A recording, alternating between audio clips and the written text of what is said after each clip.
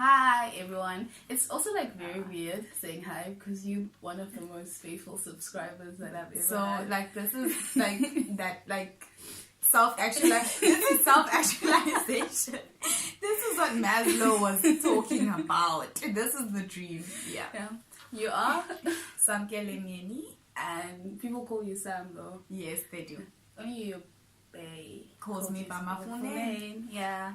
And today we'll be talking mostly about poetry, but like I don't want to restrict you to that as well. Okay. Because I think like when I was sending you the questions yesterday, I'm like, she has a passion to talk about a certain book that she doesn't like, and I think we'll Okay, firstly we're going to have like a book tag, so kind of like questions about your book, not book, but like book. I catch it. A book review on Questions for Ada as well as Collective Amnesia by Koleka Putuma, and then Questions for Ada is by Ijoma Umebinyo. I still don't know how to say that name. And we'll just discuss books, I guess, and we'll discuss them. Okay, book tag. Your favorite poet? Who's your favorite poet? I actually wrote these things down. Okay, it's a tie between two people. My favorite new to me poet is Safia. Safia El Hilo. She's amazing. Yeah. But I think my favorite poet that I discovered like further back is Stacey Ann Chin. Yeah, yes. Stacey. Yeah. And poem? My favorite poem, also wrote this down. This is so hard. It's The Rabbit Catcher. And the weird thing is, it's not the style of poetry I've been reading lately. It's The Rabbit Catcher by, why am I forgetting this woman's name? Okay, we'll find out the name and we'll put it somewhere. Yeah, it's about her like really hectic relationship with her husband. It's actually he wrote a response poem by the same name. And I know white people go wishing is what it actually reminds me of what's this Lost in Translation and then Sophia Coppola's like responded with her. And favorite poetry book / book as well. My favorite book is called Comfort Herself. Is it one of those self-help books? It sounds like it. No. I was gonna judge you. No, the character's name is Comfort in the book. Oh, okay. And it's about grief. Her mother passes away, and it's also about changing, like a drastic life change, because her mother's English and her father is Congolese, and she lives in England. And she moves to Congo because her mom's passed away.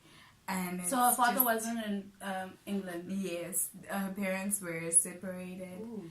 And it was just so different because I read it as like a child, and it was so different from anything I'd read before because, you read those like starter books and the cat sat on the mat type things. And then I was like, wow, this is a full-blown story. And I remember I think I cried, and it was the first time I felt something because of a book. Wait, have you read it like since then? No. Do you want to read it? Absolutely. I need to find it. It's by Geraldine Kaye. It's an old book. It's an old book. Okay. So finding it would be a mission, but I need to find it because my aunt gave it to me. And since then she's had a child, and when she gave me the book she told me to keep it so that I can give it to her child. So, and it wasn't even my fault that I don't have the book anymore, so sorry, but I will look for it. And least favorite book? Say it. Say it with your chest. Listen, things need to be qualified before people start hating me. My least favorite book that I've read lately is Period Pain by Kopa Nomad. Yeah. Why do you hate it? Or why was it your least favorite book, let's say? I can't believe I'm telling a published person, a respected person this, but the book felt lazy. It read lazily. It felt like she was given a month and like paid leave. Right. She's given a month and paid leave, maybe 2 months, and they were like, tackle every issue that you can possibly think of. Xenophobia, period pains, rape, pregnancy, suicide. I was like literally everything. Everything, just go for it. And that was the book. I felt myself really asking why the characters weren't developed. Yeah. Why things seemed random, like in the plot. So that's how I felt. And when I closed the book, I was like, oh, finally. And also, even that, it ended abruptly. Yeah, it did. And you know what? I probably like spoiling it. So if you guys haven't read Period Pain, don't like listen to this part. But like, I hate it when people, so that you know how we feel. I know it's a real thing, but like, I hate it when there's that whole dilemma of someone being raped and then there's a pregnancy. Like it's always. I feel like it's always used as a shock device for me. Like, it's just annoying for me, to be honest. I know that it happens, but I've never read a book that's made it. I don't know, written it well, I guess. Yeah. And I think another thing is it kind of feels like the rape is not enough of a shock. Yeah. So now put in the child. And also, why is the child the real psychological struggle post-rape? The rape is the struggle. Yeah. Like, that's what you have to work through mentally afterwards. That's when you're hurt. So, yeah. What's the most annoying thing about lending someone your book? When you come back with them corners. the corners like this. Yeah. And it's not even like these nicely folded ones where the person was trying to remind themselves of things. It's that the book itself has been squashed. Oh. And so basically the whole book is just like weird. And then this part is like dirty. And all of that. Actually, let me check if your book is fine. God! No, it's fine. And this is such a fragile book. So this is really easy but to I feel like you need to cover out. it as well. Yeah, but like, what must I do? Like, get those plastic sticky covers. I should. And the thing is, I like giving this book out so it will fray. Yeah. I really do like giving people a chance. It's a beautiful book. I'm gonna go get myself a copy. Oh yeah, definitely. And also, like, why can't people just, like, you can find a bookmark, you can make anything a bookmark. Paper, you always have slips, you not always have slips, or you have paper somewhere. Yeah. Okay. Can you your questions back? Give us a review of Collective Amnesia by Koleka Putuma. I enjoyed this. Okay, firstly, she got it signed. And everybody had like 2 seconds, with the queen. Yeah. And I was like, I will talk to her. Like, I could see people like, hi, what's your name? Okay, thank you, bye. And I was like, nah. What? And the funny thing is, I've seen her again since during Fest. So I was like, I probably should have taken it like a little bit easy because I happened to see her again, so there was no need to be extra the first time. But I was like, I got there and I was like, listen, I love this book, and I've been getting all my friends to read it, and it's so. I got it as a gift, and I think what I really enjoy is giving someone the book and then them being like, so much clicked for me. I'm like, So yeah, that was my long story, and that's why she wrote the message she wrote. She was like, thank you for sharing this gift with me. Oh, so I'm like, okay, it feels more personal. So yeah, that was cute. I really enjoyed it, and I enjoyed that I could relate to it. Because we're in the age of Tumblr poets. I feel like I'm always pissing on Tumblr poets. American Tumblr poets.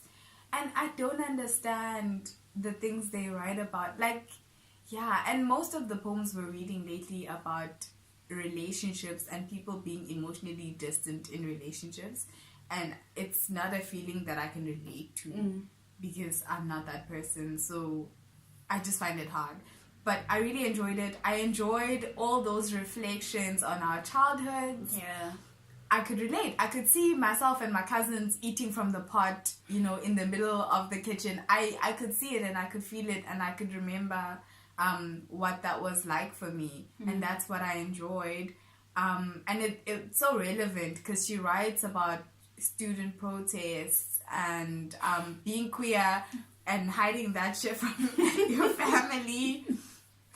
And like coming from a religious background, and I can relate to all of it. And she also writes about, like, she's a young person, so she's writing about breaking into like the working world, and like sometimes you send your money home and sometimes you don't, and those, you know, those struggles. And I really enjoyed that I could relate and I saw myself in the book. Even with the relatability thing, I related as well, but to some extent, obviously, our narratives, the author or speaker's narratives, could be like different, and I was like, it's also not her responsibility for me to relate to it so much, but I really did enjoy it. There was like this other poem, I think No Easter for Queers, no Easter Sunday for Queers, and then there's like the pastor's like preaching and everything, and she's just like horny and hungry and bored. And I was like, yes, like you can imagine being at a church on a Sunday, and church services are so long. Yes, and you missed breakfast because you were running late. And maybe running late from a double life as well. Hectic. It's actually funny because when I was at home during Easter this year, the pastor was preaching about how people will be sitting in the service but their minds would be wandering. Was that he was atting me. He was atting, and I was thinking sexual thoughts. Church. At church. And I was like, he is atting me, he might as well look right at me. He might as well give me the mic and ask for my commentary. So I'm sorry, pastor. What do you say? But that's me, because like church is a performance, guys. We go for our family. We go because it's a family thing. Yeah. And then, well, for some of us. So, no, yeah. So that's the thing. But I also, what I like is that she is young and to some extent still like under her parents' thumb in a way. So even the going to church and subjecting yourself to all that, it's like it's out of deference for your family, and it shows that she's not completely independent yet, well, at the time, or what she's writing about. So, and it's for me, I struggled. Is like, is there a distinction between Koleka, the poet, the actual person, and the speaker as well? I always struggle with that in most poems as well. Right. Like, who is the speaker exactly? Is it a creation or a character? Right. When you write your poems, who's the speaker? Me. Yeah. She's a poet. A really great one. That compliment from Sandy is hard one. Hard one.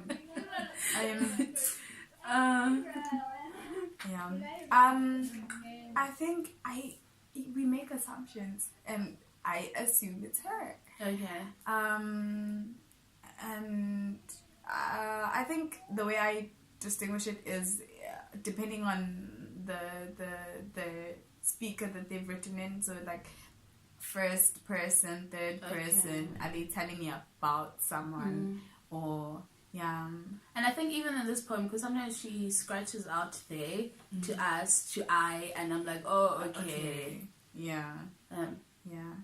And can I ask then, outside Koleka, do you know have you read any other South African poet? South African poet. Who? Have I can't think of one on the spot. So, yeah. But I used to read a lot of South African poems when I was in school. Yeah. But it was like these male poets whose things I can't remember now. So remember a poem about Johannesburg, like apartheid poems of the time, but they were good and they were like all old. But I enjoyed them. Yeah. Like I just came to a realization the other day that my school's curriculum wasn't that bad. Yeah. Like, I mean, it could be improved, but it wasn't that bad. Yeah. Yeah. But yeah. So no. And like, I'm even thinking like young South African female poets. In this industry, no. So tough.